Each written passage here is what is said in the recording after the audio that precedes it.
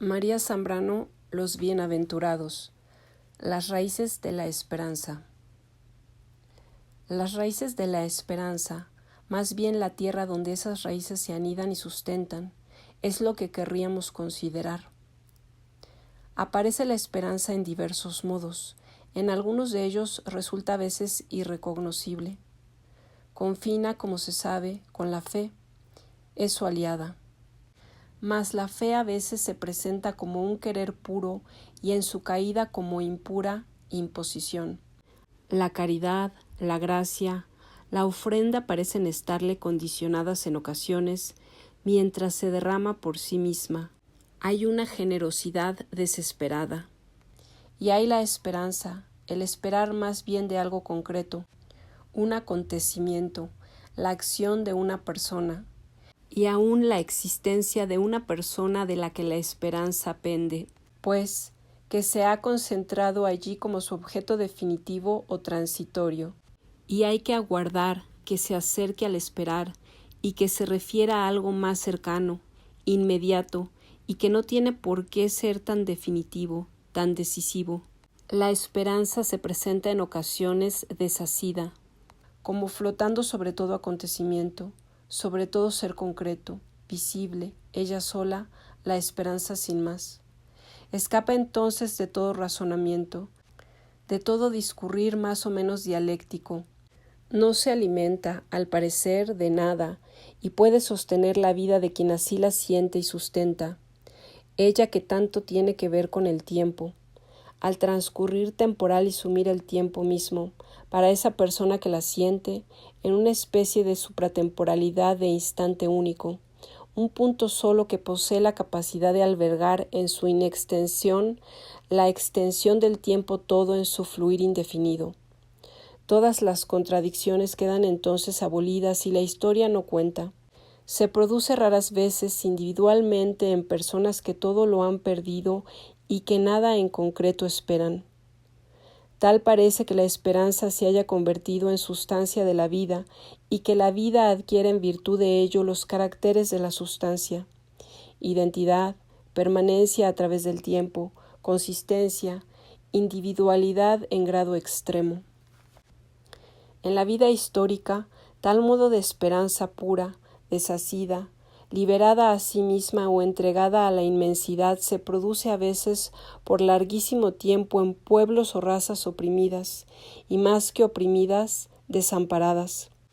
Los civilizados de este occidente nos hemos preocupado mucho, en general, de estos pueblos que en otras latitudes han vivido durante siglos en este desamparo, y más aún, cuando de ellos nos hemos acordado, ha sido para otra cosa que para someterlos hasta la esclavitud, si necesario se juzgaba. Pueblos, razas, enteras en estados de tribulación, de hambre, de humillación, pueblan el planeta amenazados de aniquilación por la miseria, según las estadísticas de los organismos correspondientes. Continúan ahí, sobre el mismo planeta que nosotros. Y si han resistido y si resisten ha de ser forzosamente por la fuerza sobrehumana.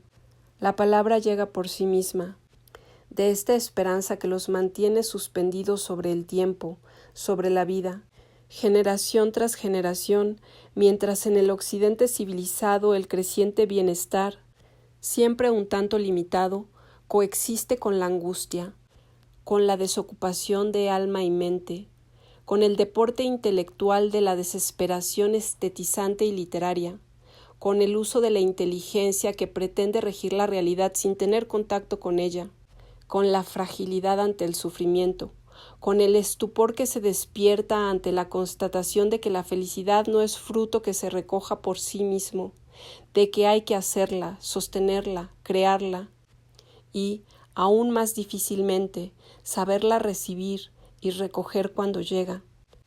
Cuando el hombre civilizado o simplemente perteneciente a las culturas de mayor prosperidad se enfrenta con estos pueblos, con estas razas, lo primero que se produce es un choque de esperanzas, un choque en el mejor de los casos, pues que apuntado quede el abuso de la esperanza que con ellos se ha practicado tantas veces. La esperanza, Fuera de este caso único, se presenta con un argumento. Válida es la sentencia de San Pablo. La fe es el argumento de las cosas que se esperan, presentando así a la esperanza como un continente, como una envoltura o forma a priori en términos filosóficos. Irresistiblemente nos preguntamos, ¿la forma depende del argumento, el continente del contenido? Y no somos, ciertamente, los primeros en preguntárnoslo, pues que tal cuestión ha dado lugar a profundas diferencias dentro del área religiosa, a la que en primer término se aplica la sentencia. La cuestión de si la fe, el argumento, es inmediata y eficazmente recibida, determinando con ello el nacimiento de la viva esperanza, o bien si la esperanza como vida despierta, intimidad humana en estado de vigilia, la llama, recibe y alberga como su formulada promesa. Si la esperanza al encontrar su argumento se encuentra a sí misma, y sólo entonces se revela como un hambre oculta que al encontrar el alimento se da a conocer. Si la esperanza revelada en el ayuno, en la angustia, en el desierto, es una llamada que al fin obtiene respuesta. Fuera del ámbito estrictamente religioso, haciendo el esfuerzo para considerar la vida humana no tocada por esperanza alguna total, la cuestión se plantea igualmente. Y se plantea de raíz, pues que la realidad, la simple realidad con la que contamos ineludiblemente a diario, se nos presenta en términos de esperanza, como una realización de su demanda o como una negación de ella. La realidad que el hombre encuentra en su conjunto no es neutra. El problema de la realidad en términos filosóficos no tiene en cuenta sino la realidad despojada de su significación vital, de su carácter de respuesta a la humana demanda. Olvida que el hombre no se dirige a la realidad para conocerla mejor o peor, sino después y a partir de sentirla como una promesa, como una patria de la que en principio todo se espera, donde se cree posible encontrarlo todo, como un lugar desconocido también donde toda amenaza puede ser desatada. La esperanza, antes de manifestarse como tal en las diversas formas en que hemos señalado, en el fondo último de la vida misma diríamos, que en el ser humano se dirige inexorablemente hacia una finalidad, hacia un más allá, la vida que encerrada en la forma de un individuo la desborda, la trasciende. La esperanza es la trascendencia misma de la vida que incesantemente emana y mantiene el ser individual abierto. Según Leibniz, el individuo es mónada, sin ventanas, sin aperturas, situación que desde el punto de vista del conocimiento queda resuelta porque la mónada refleja el universo en su totalidad. Mas la verdad es que el ser entero del individuo humano, por una parte, es más que la mónada, pues que anhela infinitamente, siente indefiniblemente, ama, espera. Y de otra parte es menos, ya que sin más no encuentra en sí mismo, ni como reflejo, el universo. Pues cierto es que la filosofía, absorbiendo su atención y su cuidado en el conocimiento, ha descuidado esa intimidad del ser oscuro y palpitante, uno de cuyos símbolos es el corazón, donde alienta infatigablemente, sin detenerse, la esperanza. Y así, todo lo que el hombre busca conocer y todo sentir ante la realidad, toda acción que proyecta, todo padecer que sobre él cae, toda verdad que le sale al encuentro, es acogido primeramente por la esperanza sin que ella siquiera se dé a ver. Y en el fondo de esta esperanza genérica, absoluta, podemos discernir algo que la sostiene, la confianza. La esperanza sostiene todo acto de la vida. La confianza sostiene a la esperanza. La esperanza se deja ver como todo lo que alienta constantemente en sus desfallecimientos, en sus atonías. El conocimiento que el ser humano tiene de sí mismo proviene de lo negativo, de aquello que siente que le falta o de la falla que lo sostiene. Y así, la esperanza salta visible en la desesperanza. en la desesperanza y en la exasperación que advienen por un suceso habido en la intimidad del ser entregado a sí mismo, o encerrado dentro de una situación sin salida.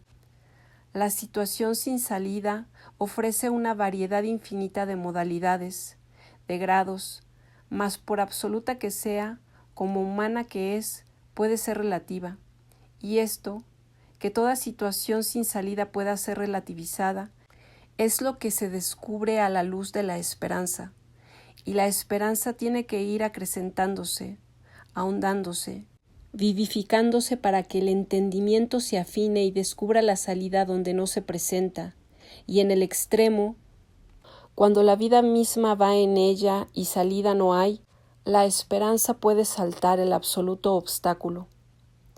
Es en lo negativo donde la esperanza encuentra su campo, su lugar. Cuando simbólica o realmente la vida falta, la tierra es el lugar que nos sostiene. El símbolo de la tierra abarca todo aquello que continuamente nos sostiene, sin que nos demos mucha cuenta fuera de nosotros y dentro de ese contar con, que según Ortega y Gasset es el referimiento continuo a lo que está ahí sin más, lo que forma el estrato de los supuestos, esos supuestos que están depositados en las creencias sobre las cuales se alzan las ideas. El otro lugar real, simbólico en ocasiones, donde la esperanza se muestra, es la caverna cerrada, o la galería subterránea, el laberinto, los lugares de inmovilidad y encierro, o los lugares donde habiendo salida en principio se anda perdido.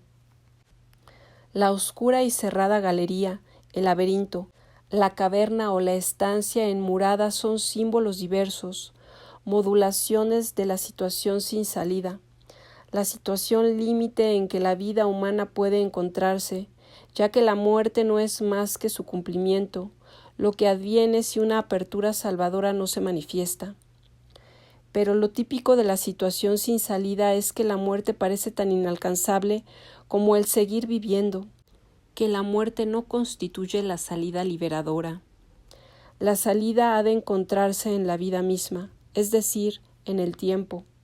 Mas el tiempo se ha cerrado justamente en la llamada situación sin salida, de lo que da tan diáfana imagen el símbolo del laberinto. El tiempo se ha vuelto y revuelto sobre sí mismo. Sus dimensiones, que normalmente se presentan extendidas, pasado, presente, porvenir, se encuentran implicadas, entrañadas las unas en las otras.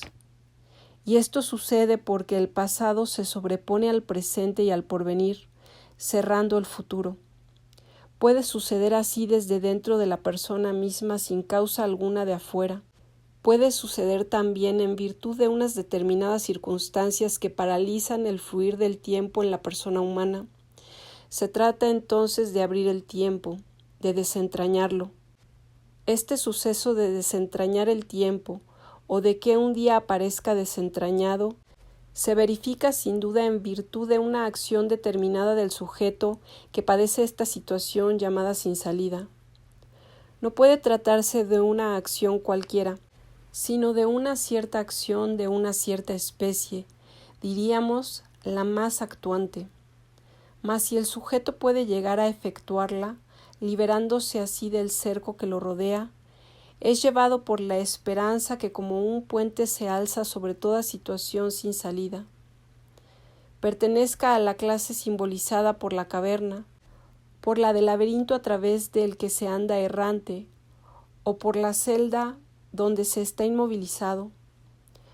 Todas tienen en común que el tiempo ha dejado de servir, que corre sin desembocar en parte alguna, y todas son al par desiertos sin fronteras. La esperanza como un puente marca el camino al señalar la otra orilla.